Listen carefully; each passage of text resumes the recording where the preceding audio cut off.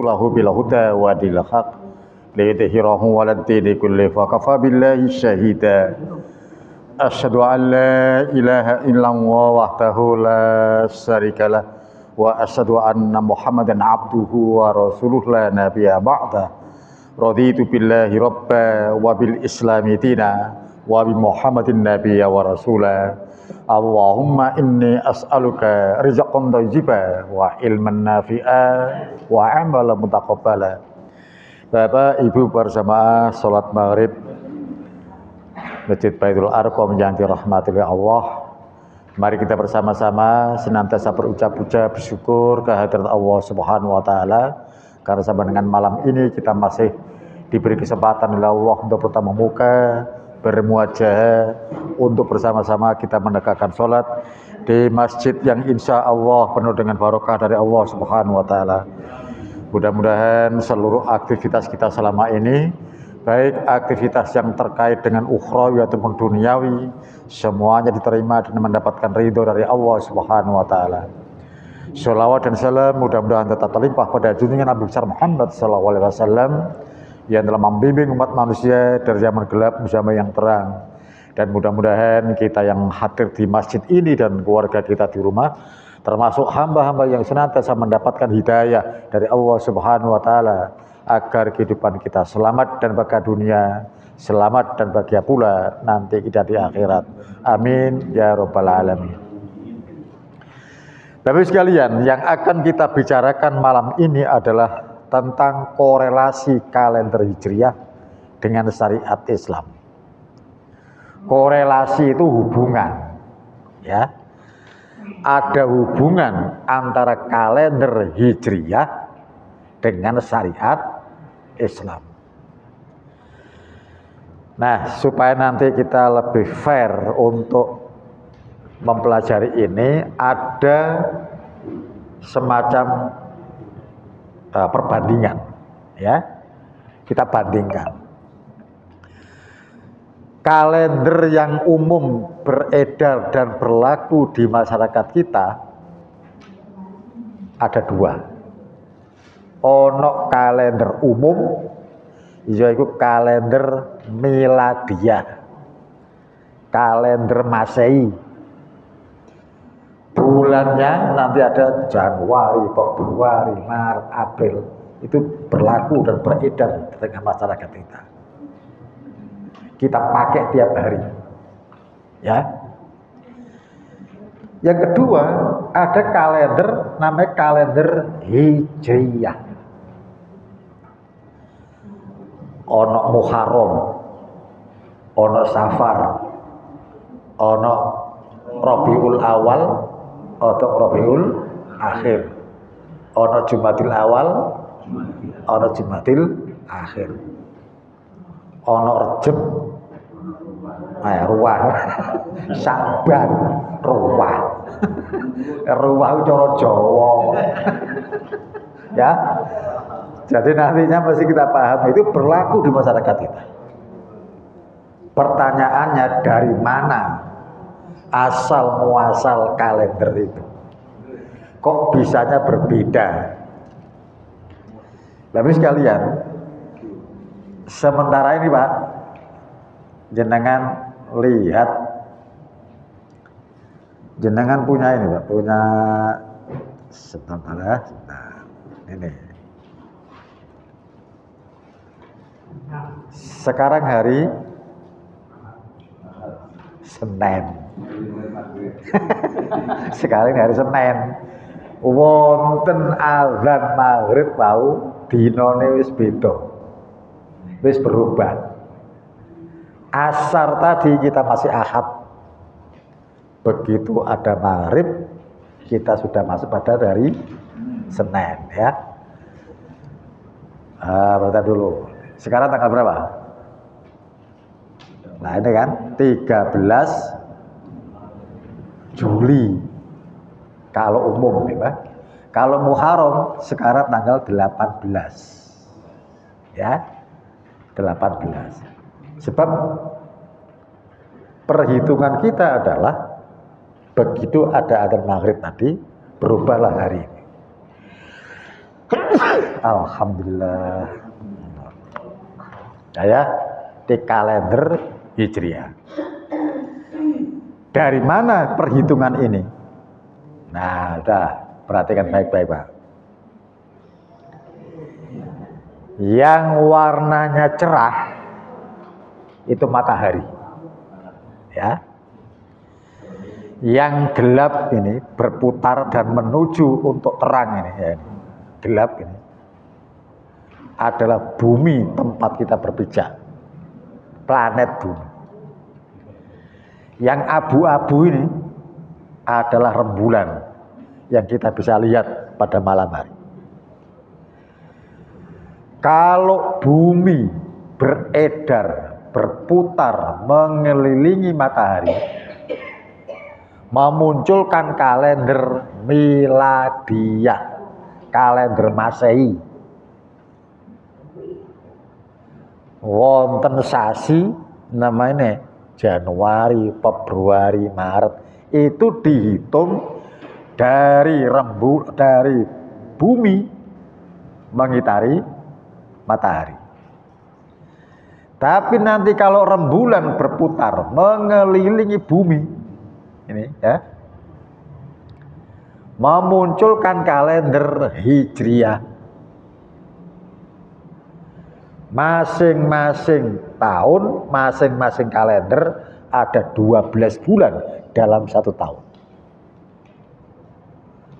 Nah, Bapak sekalian, jadi sekolah ulangi malih. Rembulane mumet, bumine mumet, menungso akeh sing mumet. Ya. Nah, Bapak sekalian, yang mesti kita pahami adalah bahwa nanti, Pak, jangan dianggap matahari yang di tengah ini diam. Matahari itu juga berjalan. Penciptaan matahari, penciptaan rembulan oleh Allah Subhanahu wa taala melalui perhitungan wasyamsu wal qamaru bi husban. Penciptaan matahari maupun penciptaan rembulan oleh Allah Subhanahu wa taala dengan perhitungan. Ono hitungane. Ya.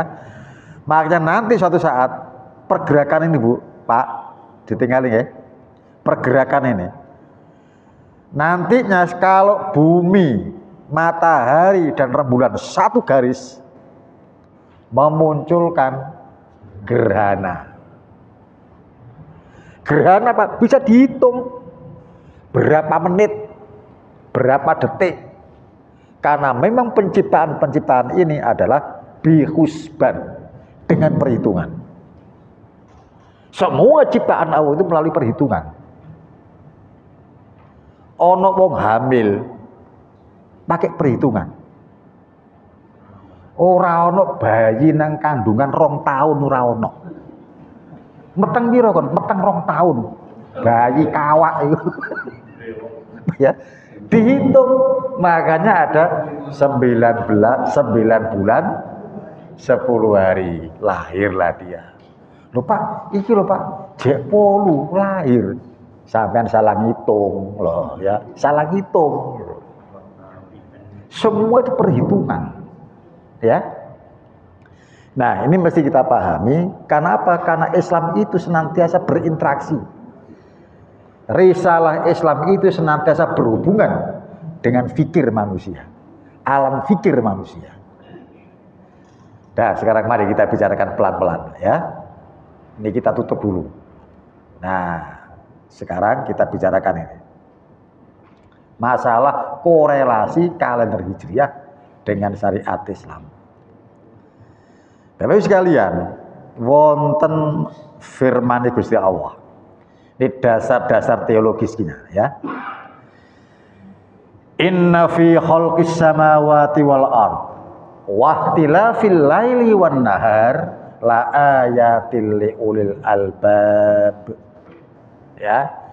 Sesungguhnya dalam penciptaan langit dan bumi bersilih gantinya antara siang dan malam merupakan tanda-tanda kekuasaan Allah bagi orang-orang yang berakal.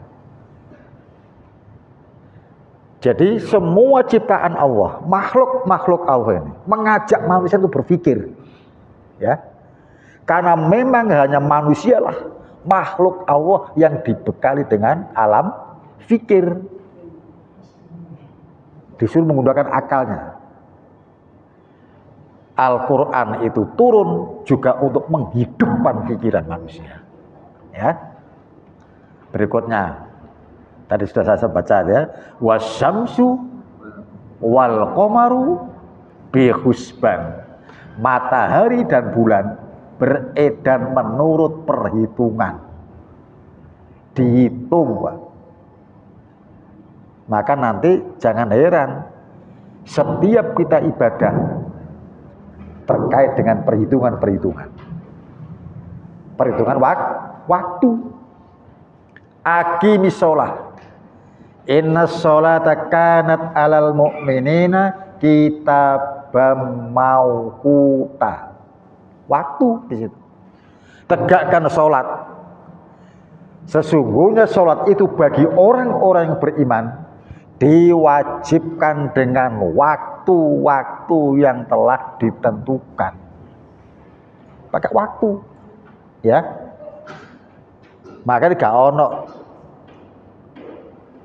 sholat Jumat diajukan Kemis, gak ono. Ora ono sholat Jumat diundur Sabtu. Pak, takmirnya dan para jamaah lunga nang Paciran, Pak. Jumatane prei diundur Sabtu, ora ono ngono. Ya. Karena terikat oleh waktu. Ya. Dan Allah memberitahukan kepada kita, wasyamsu tajri li mustaqarrin laha, dzalika taqdirul azizil alim. Dan matahari itu berjalan. Ya. Matahari mboten mandek, mlaku. Li mustaqarrin laha, di atas garis edarnya, di atas relnya. Li mustaqarrin laha, dzalika taqdirul azizil alim. Yang demikian itu ketetapan dari Allah yang Maha Aziz, Maha perkasa, lagi Maha mengetahui. Yasin ayat 38. Lanjut, Pak. Sekarang kedudukan kalender Hijriah dengan syariat Islam. Nanti, Pak, ketetapannya ini ketetapan yang pasti, tidak berubah. Ya. Jadi ini nantinya suatu ketetapan syariat. Ketetapannya tidak berubah. Allah Subhanahu wa ta'ala berfirman, inna iddatas syuhuri indallahi isna asyara syahrun fi kitabillah yauma khalaqas samawati wal ard minha arba'atul hurum dzalikat dinul qayyim. Sesungguhnya jumlah bulan di kitabullah itu ada 12 bulan. Baik kalender miladiyah maupun kalender hijriah. Sama-sama 12 bulan. Itu, Pak, ditetapkan sejak Allah menciptakan langit dan bumi. Dari 12 bulan itu Allah memilih ada 4 bulan yang disucikan. Nanti, Pak, kita bisa mengoreksi kemungkinan kita telah berucap dengan kalimat yang salah. Nah, hanya ikut-ikutan saja, hanya karena tren tanpa dasar. Perhatikan, Pak, ya. 4 diantaranya ada bulan haram. Haram itu, Pak, diartikan 2. Ada suci, ada larangan. Makanan haram berarti makan yang dilarang. Jadi haram itu ada 2 arti, 2 pengertian. kadang-kadang diartikan sebagai suci, kadang-kadang diartikan sebagai larangan. Suci sekarang ono Masjidil Haram, ya, masjid yang suci. Karena memang dalam masjid itu banyak larangannya. Ono 2 kota suci, Al-Haramain, tegese Mekah, Madinah. Sebab di Mekah dan Madinah ini kota yang banyak larangan. Pak, ya mudah-mudahan nanti semuanya bisa umroh, bisa haji. Jenengan akan ke Mekah, ke Madinah. Di Mekah, Pak, di pelatarannya Masjidil Haram, akeh manuk doro nang kono. Ya, akeh manuk doro. Ada larangan, Pak, ndak boleh kita berburu. Orang itu awak dhewe wis nyekel berburu, nyekel digo mulih. Iki doro Arab iki. Ge oleh-oleh. Oleh-oleh umroh manuk doro Arab. Pak, ada larangan, tidak boleh berburu binatang di tanah suci. Al-Haramain ini mau. Nah, seakan-akan Pak, burung dara di sana, manuk doro nang kono, ngerti Pak. Gak kira diburu. Wah, akhirnya kendel Pak, ya. Kayak jinak gitu, ya. Lulut. Nah, wala fusuk wala jidal. Di tanah haram, di Masjidil Haram ada larangan. Tidak boleh berucap kotor, tidak boleh berbantah-bantahan, eyel-eyelan kayak itu. Wala fusuk wala jidal. Nah, larangan. Jadi ada kota suci namanya Al-Haramain. Ya, 2 kota suci, Mekah, Madinah. Ono Masjidil Haram, masjid yang suci, yang di dalamnya banyak larangan-larangan, gitu ya. Yang demikian itu ketetapan agama yang lurus. Dados wonten sekawan sasi, ono 4 wulan, sing ulan iki disucikan oleh Allah. Arba'atul hurum. Datanglah Rasulullah SAW memberikan penjelasan 4 bulan yang suci itu apa. Muncul sekarang sabdanya Rasulullah, ya. Az-zamanu qad istadaraka ya'ti yauma khalaqallahu samawati wal ard. As-sanatu 12 syahrun minha arba'atul hurum. Thalathatu mutawaliyat. Dzulqa'dah, Dzulhijjah, Muharram, dan Rajab. Ada 4 bulan yang disucikan oleh Allah, yaitu Dzulqa'dah, wong Jawa ngarani Selo. Dzulhijjah, wong Jawa ngarani Besar. Muharram, wong Jawa ngarani Suro. Malam ini kita berada pada bulan Muharram, bulan yang disucikan oleh Allah. Yang keempat, Rajab. Pak, tapi kita sering menyebutkan bulan suci Ramadan. Padahal Ramadan tidak katut. Ya, coba ini ya. Ada 4 bulan suci, 3 bulan berturut-turut, Dzulqa'dah, Dzulhijjah, Muharram, Rajab. Ramadan ora katut. Tapi kita sering menyebut bulan suci Ramadan. Teko ndi?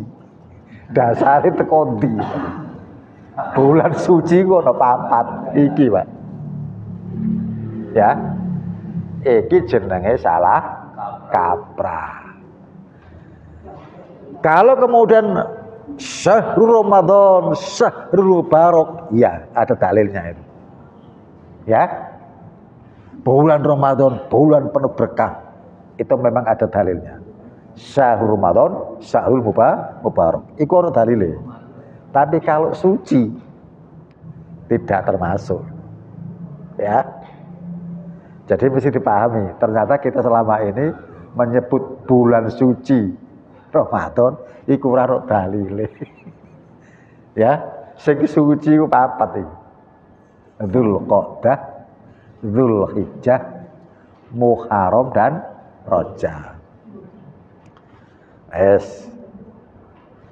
Sama napal ya. Nah ini kudu hafal Pak ya. Orang Islam semuanya harus paham, harus senantiasa berinteraksi dengan kalender Hijriah. Karena nanti banyak amalan-amalan kita yang terkait dengan kalender Hijriah. Dan itu pasti Pak, tidak berubah. Mana jenengan ditanggal titian. Bu, Pak, wingi Idul Adha itu tanggal piro? Jawabannya kudu pasti, Pak. 10 Dzulhijjah. Kapanpun, tahun berapapun, biyen Idul Adha 10 Muharram. Sekarang juga 10 Muharram. Maaf, 10 Dzulhijjah ya. Maaf, Dzulhijjah. Nanti tahun 2050 pasti Pak, yang namanya Idul Adha tetap pasti 10 Dzulhijjah. Ya, ini mesti dipahami. Jawabannya pasti. Ojo sampai ono wong ditakoni kapan Idul Adha kemarin? 6 Juni. Kalau jenengan bab 6 Juni, tahun depan wis dudu 6 Juni meneh, Pak. 2 tahun lagi bukan 6 Juni lagi. Sudah berubah. Kalau kalender miladiah berubah, kalender Hijriah jawabannya pasti. Makanya Allah menyebutkan dari ayat-ayat tadi, dzalikat dinul qayyim, yang demikian itu ketetapan agama yang lurus. Idul Fitri pasti 1 Syawal. Jangan nanti puasa Arafah tanggal berapa? 9 Dzulhijjah. Jadi ada syariat-syariat yang terikat dengan tanggal kalender Hijriah. Jenengan Pak puasa Yaumul Bid tanggal 13, 14, 15 pakai kalender Hijriah. Ya. Puasa 3 hari tiap bulan, Yaumul Bid itu Pak, ya. Nah, jadi ini mesti dipahami bahwa ternyata ibadah-ibadah kita terikat dengan waktu, ditetapkan oleh Allah dengan menggunakan kalender Hijriah. Walaupun penetapan itu belum ada tahun secara nominal, ya, penetapannya itu. Ambil contoh Pak ya, ambil contoh. Kita semua tahu kapan Nabi Muhammad lahir. 12 Rabiul Awal. Tahun piro? Tahun gajah. Ya. Karena belum ada penentuan nominal tahun. Tapi bulannya sudah ada, tanggalnya sudah ada. Ya. Nah, kita lanjutkan Pak. Ini yang penting di sini nih Pak. Ya. Ini karena mengulang saja agak dipercepat ya. Amalan dan syariat yang terikat dengan kalender Hijriah. Nomor 1 Pak, bulan Muharram. Ada apa saja amal-amal dalam bulan Muharram? Nomor 1 puasa. Banyak-banyaklah berpuasa di bulan Muharram. Bulan Suro. Kayak ngene iki Pak, akeh-akeh poso Pak. Dileng-eleng benjing poso Senin ya. Karena apa? Rasulullah bersabda begini, afdhalul siyami ba'da Ramadan syahrullahil Muharram. Seutama-utama puasa setelah puasa Ramadan adalah puasa bulannya Allah, yaitu Al-Muharram. Muharram itu Pak dianggap sebagai bulannya Allah. Syahruwahil Muharram, ya. Dalam Sahih Muslim disebutkan seperti itu. Jadi sebaik-baik atau seutama-utama puasa setelah Ramadan ada puasa pada bulan Allah, yaitu Al-Muharram. Makanya nanti banyak-banyak berpuasa. Jadi puasanya tidak hanya 2 Pak, ya. Kita kan umum pada setiap bulan Muharram ono poso jenenge poso Tasu'ah. Tasu'ah itu dari kata-kata tis'ah. Tis'ah itu 9. Tanggal 9 Muharram jenengan poso. Jenenge poso Tasu'ah. Karena memang itu puasa dicita-citakan, diinginkan Rasulullah SAW. Walaupun Rasulullah sendiri belum sempat puasa Tasu'ah, ya. Fa idza kana al-amul muqbil sumna yaumat tasi falam yaqtiyal amul muqbil hatta tuwafiya Rasulullah SAW. Ini ada hadis pada Sahih Muslim, Sunan Abu Daud juga ada, ya.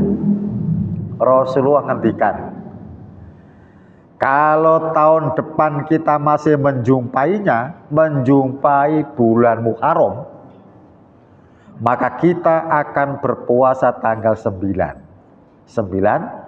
Muharram. Namun belum sempat tahun depan datang, Rasulullah sudah meninggal dunia. Nah, jadi kita puasa tanggal 9 Muharram karena kita melanjutkan apa yang diinginkan Rasulullah, mewujudkan apa yang dicita-citakan Rasulullah. Jika kita bertemu dengan Muharram tahun depan, maka kita akan puasa pada tanggal 9. Walaupun Rasulullah tidak pernah melakukan. Sebab apa? Setelah itu Rasulullah meninggal dunia.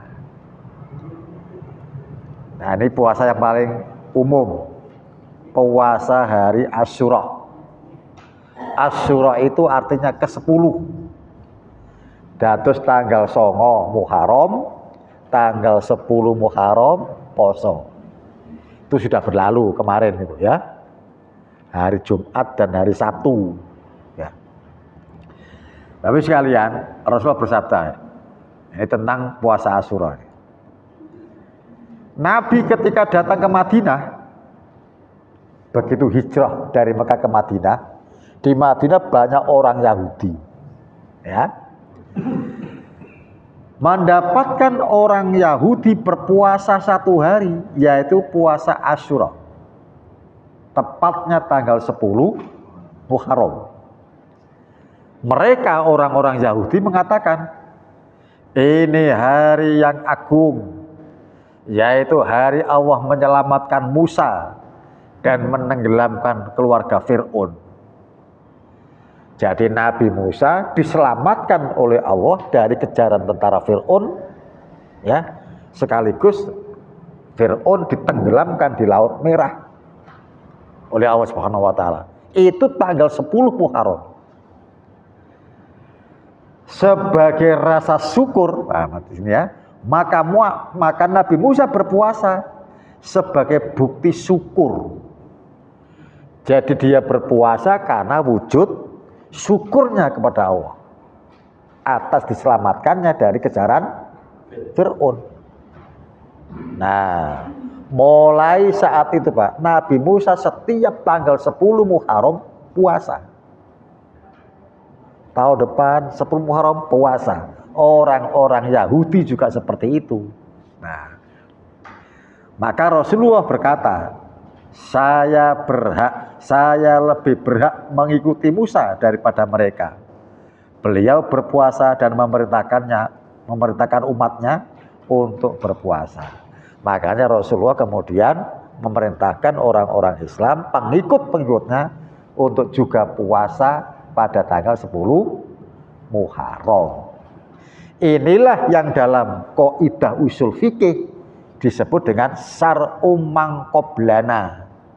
Syariat-syariat yang datang sebelum datangnya Rasulullah SAW. Itu banyak sekali Pak. Syariat dari nabi-nabi terdahulu yang kemudian kita langgengkan, kita amalkan juga. Sampai ono istilah poso Nabi Daud. Sehari puasa, sehari tidak. Sehari puasa, sehari tidak. Itu bukan ajarannya Rasulullah Muhammad, tapi itu ajaran dari Nabi Daud. Begitu Nabi Muhammad datang, puasanya Nabi Daud tetap dilakukan. Itu namanya syar'u mangkoblana. Termasuk syariat yang diajarkan oleh Nabi Ibrahim. Walladzina ma'ahu, dan orang-orang bersamanya sama. Ritual haji itu ajarannya Nabi Ibrahim. Tawaf, sa'i, lempar jumroh, itu semua syariatnya Nabi Ibrahim. Walladzina ma'ahu, dan orang-orang bersamanya. Lari-lari dari Bukit Sofa ke Marwah, balik lagi, ya, sampai 7 kali. Itu syariat zaman Nabi Ibrahim sudah ada, ya, dari istri Nabi Ibrahim, yaitu Siti Hajar, ya. Yang laki-laki khitan, nyontoh sapa? Nyontoh Nabi Ibrahim. Itu namanya syariat mangkoblana, ya. Balik ke sini. 10 Muharram itu kebiasaan puasanya Nabi Musa yang dihidupkan zaman Nabi Muhammad, dihidupkan sampai sekarang, ya. Jadi banyak-banyak berpuasa di bulan Muharram. Berikutnya apa? Bulan Rajab. Rajab itu bulan yang diberkahi oleh Allah. Rajab itu bulan yang dimuliakan oleh Allah, disucikan oleh Allah. Termasuk salah satu dari 4 Arba'atul Hurum tadi. Rajab, ya, dileng-eleng 4 tadi: Dzulqa'dah, Dzulhijjah, Muharram, Rajab. Nah, Rajab termasuk. Apa yang harus kita lakukan pada bulan Rajab? Ada apa dengan bulan Rajab itu? Ternyata Allah Subhanahu wa taala memilih bulan Rajab untuk turunnya perintah sholat yang 5 waktu. Jadi syariat sholat yang 5 waktu yang setiap hari kita lakukan itu dipilihkan oleh Allah, diturunkan oleh Allah pada bulan Rajab. Peristiwa Isra Mi'raj 27 Rajab. Itu bukan kebetulan. Sudah settingan Allah Subhanahu wa taala. Di bulan yang suci Rajab, Allah menurunkan perintah sholat yang mulia, perintah sholat yang agung.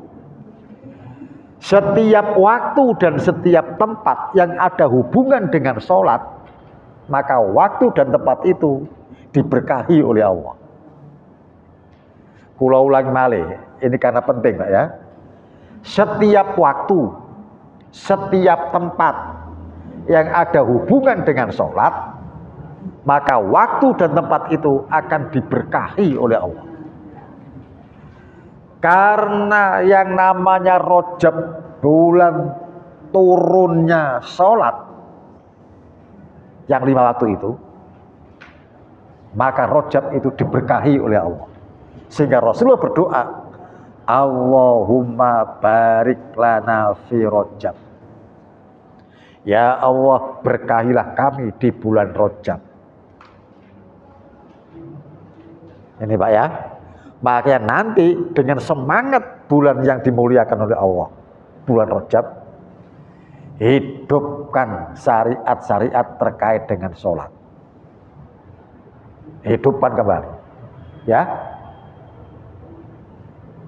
Setiap waktu dan tempat yang nantinya kita hubungkan dengan sholat akan diberkahi. Rumah tempat tinggal jenengan Pak, jika kita gunakan untuk menegakkan sholat di dalamnya, insya Allah rumah jenengan pun akan diberkahi oleh Allah. Kalau rumah itu sudah diberkahi oleh Allah, berpengaruh pada pribadi penghuninya. merasa aman, merasa damai, merasa tenang, betah kerasan di rumah. Karena rumah penuh dengan keberkahan. Sampai ono wong ngene wong Jawa nih. Masih to omah kuwi cagake teko carang, ngerti carang? Ya, ya. Pring iku ono dahane ya. Nah, carang. Masih to cagak omahku teko carang.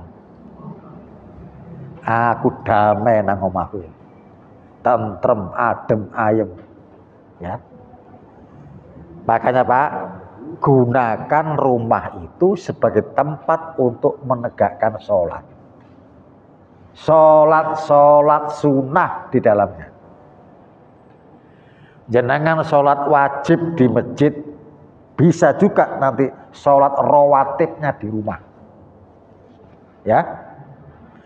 Jenengan sholat maghrib, sholat isya di masjid, rawatibnya boleh di rumah. Ya. Kalau memungkinkan di rumah. Tapi kalau tidak memungkinkan ya di masjid saja. Saya Kupang Praupan, Pak. Sholat maghrib di Masjid Baitul Arqam. Sholat wajibnya di sini. Sholat rawatibnya nang omah ora iso. Maka rawatib itu nang kene ae. Itu. Ya. Lah kalau semisal jenengan, rumah jenengan dekat sini. Sholat isya, sholat maghrib boleh dan bisa di sini. Kebetulan orang ono ngaji, orang ono taklim, ya, orang ono kajian-kajian seperti ini. Begitu sholat maghrib di sini, setelah berucap salam, beristighfar, wirid, doa macam-macam, pulang. Sholat rawatibnya di rumah. Itu. Ij'alu min sholatikum fi buyutikum wala tattakhiduha kubura. Tegakkan sebagian sholat sunnahmu di rumahmu masing-masing.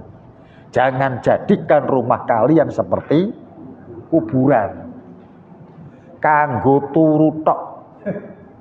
Ya, sementara wong turu iku padha karo wong mati.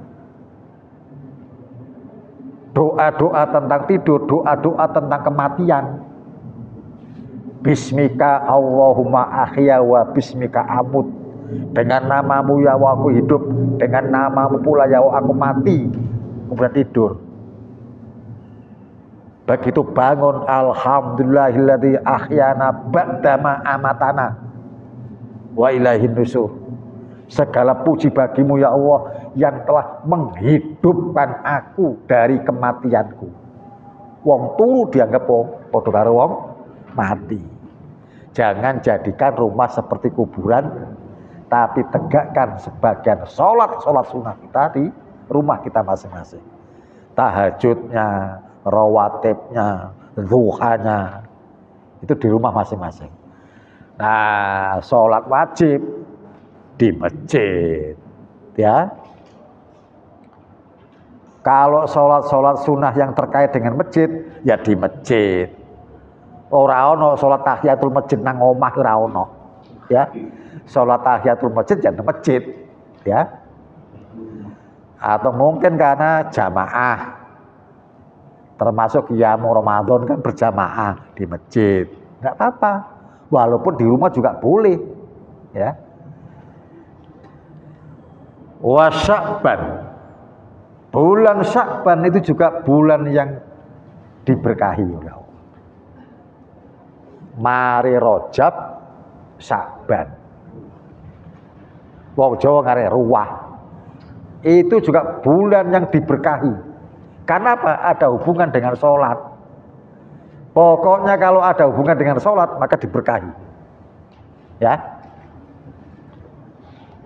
Saya hanya berharap kepada Allah mudah-mudahan yang hadir di masjid ini bisa umroh, bisa haji. Ya. Nanti kalau jenengan Pak sholat di Masjidil Haram luar biasa Pak. Adem ayem Pak. Aku iso ngomong ngono sebab aku nglakoni. Ya, saya dulu nggak percaya Pak, kalau melihat Ka'bah bisa nangis nggak percaya. Bareng ngelakoni dewe Pak, betul Pak, nggak terasa. Begitu doa menghadap ke Ka'bah, melelehlah air mata ini. Sesenggukan Pak, ya. Nah, kalau nanti jenengan sholat di Madinah, sholatnya Pak ngadep ngidul, ya. Sholat ke Madinah ngadep ngidul. Karena memang Mekah itu di selatan Madinah. Jadi kalau di sini Madinah, Mekah itu nang kidul. Makanya sholatnya ngadep kidul. Nah, Mekah kan ono Masjidil Haram, ono Ka'bah. Ya. Sampai nang Madinah sholat ngadep ngulon. Ngadep nang Liverpool.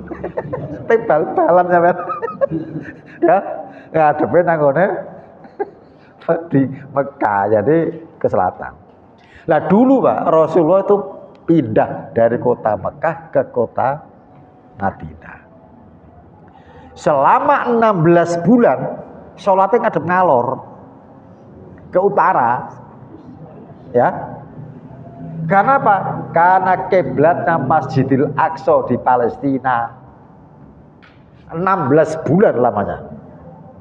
Sholatnya ngadep ngalor. Kalau di sini Madinah, Palestina di utara. Ya. Sing saiki diduduki Israel. Ngadep ngalor sholatnya. Suatu pagi Rasulullah sholat di masjid sendirian, bukan jamaah maksudnya, munfarid, ya. Karena di masjid ya banyak orang lihat. Para ahli tafsir hadis berbeda pendapat. Ada yang mengatakan Nabi lagi sholat duha, sebab pagi hari. Ada yang mengatakan Nabi lagi sholat tahiyatul masjid, sebab di masjid. Tapi yang pasti Pak, menghadap ke utara. Begitu rukuk, tiba saatnya i'tidal. Sami Allahu liman hamidah. Datang malaikat Jibril alaihissalam. Ya Muhammad, fawalli wajhaka syatral masjidil haram. Al-Quran surat Al-Baqarah ayat 144. Fawalli wajhaka syatral masjidil haram. Hadapkan wajahmu ke arah Masjidil Haram. Sementara Rasulullah menghadap ke Masjidil Aqsa, ke utara. Nah, Masjidil Haram di selatan. Langsung Pak, Sami Allahu liman hamidah, puter. Nabi tidak membatalkan sholatnya, tidak memperbaharui sholatnya, tapi Nabi melanjutkan sholatnya. Nah, masjid tempat Rasulullah sholat itu sekarang Pak masih berdiri tegak dengan sekian kali renovasi. Masjid itu diberi nama Masjid Qiblatain. Qiblatain ini cara Arab, dua arah kiblat. Sebab Rasulullah melaksanakan satu sholat dengan menghadapkan wajahnya kedua arah kiblat. Peristiwa itu Pak terjadi pada bulan Sa'ban. Perubahan arah kiblat sholat terjadi pada bulan Sa'ban. Setiap waktu, setiap tempat yang ada hubungan dengan sholat, maka waktu dan tempat itu diberkahi oleh Allah. Sehingga Rasulullah bersabda dengan doa ini, Allahumma barik lana fi Rajab wa Sa'ban wa barik lana fi Ramadan, dan berkahi pula kami Allah di bulan Ramadan. Ramadan itu bulan penuh berkah. Karena apa? Karena ada sholat khusus di bulan Ramadan itu.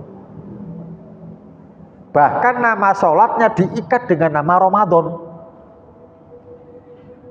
Sholat Qiyamul Ramadan. Ya, Qiyamul Ramadan. Qiyam itu berdiri. Maksudnya sholat. Qiyamu Ramadan. Nah, sekarang Pak, Qiyamu Ramadan tidak begitu populer. Yang lebih populer adalah tarawih. Nah, jenengan kedah semerap harus tahu dua kata ini. Kalau Qiyamu Ramadan itu bahasa hadis, bahasa yang terucap dari lisan Rasulullah yang mulia. Mangqoma Ramadhana imanan wa ihtisaban ghufir lahu ma taqaddama min dzambi. Itu bahasa hadis, Pak. Tapi kalau tarawih itu bahasa fikih. Ya, beda. Ono bahasa hadis, ono bahasa fikih. Lah kalau sudah bicara fikih, banyak perbedaan pendapat. Ya, ono madhab macam-macam. Dan terbukti kan tarawih juga begitu, banyak beda pendapat. Karena memang tarawih itu bahasa fikih. Ono tarawih sing 4-4-3 ku ya ono. Di sini pakai berapa? Ono sing 2-2-2-2-2-3 ku ya ono. Ono sing 2-2-2-2-1 ku ya ono. Ono sing gak sholat barang ya ono. Ya, jadi karena fikih, ya, bermacam-macam. Ono sing 11 rakaat, ono sing 21 rakaat, ono sing 36 rakaat, ono sing 41 rakaat. Berbeda pendapat. Karena apa? Fikih. Nah, semantan Nabi menggunakan kata Qiyamu Ramadan. Kata-kata tarawih itu setelah Khalifah Umar bin Khattab. Zaman Nabi tidak dikenal Pak tarawih. Kok coro kasar-kasaran ya? Kok semisal Nabi itu hidup lagi? Pasti tanya, oh apa tarawih? Ya. Sebab zaman Rasul gak ono istilah tarawih, sing ono Qiyamu Ramadan. Ya. Begitu Rasulullah wafat, Abu Bakar wafat, nah Umar bin Khattab jadi khalifah, baru muncul ada istilah tarawih. Nah, itu ya. Pak sudah waktunya Isya. Terakhir Pak, terakhir. Yang tadi Pak ya, yang saya beritahukan. Sya'ban itu bulan yang diberkahi karena turunnya perintah perubahan arah kiblat sholat. Bulan Sya'ban juga turunnya ayat tentang sholawat atas Nabi. Jadi ayat yang berbunyi Inna Allaha wa malaikatahu yusholluna ala nabi ya ayyuhalladzina amanu shollu alaihi wa sallimu taslima itu turun di bulan Sya'ban. Makanya di bulan Sya'ban seharusnya kita banyak-banyak menghidupkan sunnah Nabi dalam rangka bersolawat atas Nabi. Dulu sudah pernah kita kaji Pak, ya, kajian di Pak Tomarib ini. Solawat atas Nabi ada dua. Ada solawat dalam bentuk doa solawat. Ya Allahumma sholli ala Muhammad dan seterusnya itu ya, sampai dengan fil alamina innaka hamidum majid. Itu doa solawat. Tapi jika ada orang yang menghidupkan sunnah Rasulullah, hakikatnya dia juga bersolawat, mewujudkan solawat dalam arti yang real pada amalan. Jadi orang yang beramal soleh, orang yang menghidupkan sunnah Rasul, hakikatnya dia juga bersolawat atas Nabi dalam bentuk real amalan. Ya, Pak, ini karena waktunya sudah habis, walaupun tidak selesai, tapi di dalam makalah itu ada banyak tulisan-tulisan terkait dengan hubungan antara syariat dengan amalan terkait bulan-bulan Hijriah. Harapan kita semua adalah mudah-mudahan kita diberi kekuatan oleh Allah agar bisa melaksanakan syariat-syariatnya sesuai tuntunan Rasulullah SAW. Kita akhiri pertemuan kita dengan doa bubar majelis. Subhanakallahumma wa bihamdika asyhadu an la ilaha illa anta astaghfiruka wa atubu ilaik. Wassalamualaikum warahmatullahi wabarakatuh.